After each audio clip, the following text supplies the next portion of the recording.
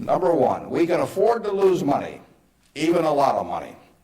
We cannot afford to lose reputation, even a shred of reputation.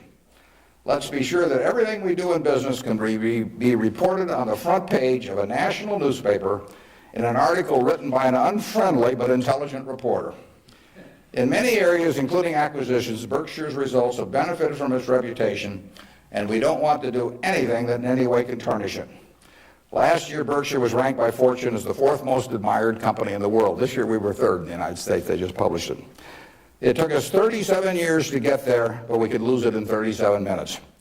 And that's the message. I mean, we can lose money. It does, nicer to make money, but we'll figure out ways to make money. But we can't lose a shred of reputation, because you don't get it back. And you can. I said 37 minutes, but you can lose it a lot faster than that. You can lose it in 5 minutes.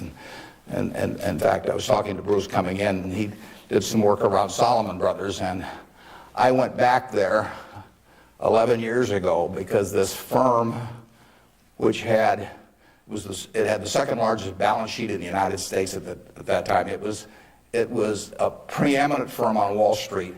John Goodfriend, who ran it, had his picture on the front of Business Week as the king of Wall Street.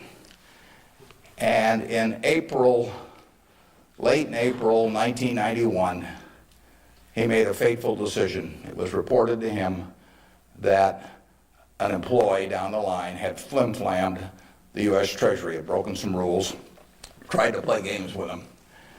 And John did not report that fact to the Treasury or to the Federal Reserve or to the SEC or to anybody else. He didn't do anything wrong himself, but he got behind the curve. He didn't report it.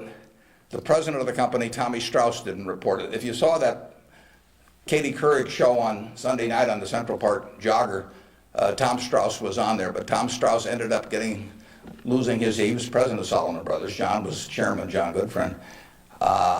They didn't do anything. They dawdled.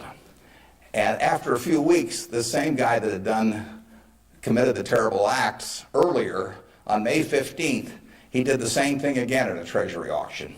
And now they were in this terrible pickle because they had known about this on about April 28th, that this guy was a bad actor, and they hadn't done anything. And now on May 15th, he does the same thing again. And now if they go, they start feeling if they go and talk about it, the people will say, well, why weren't you in here before?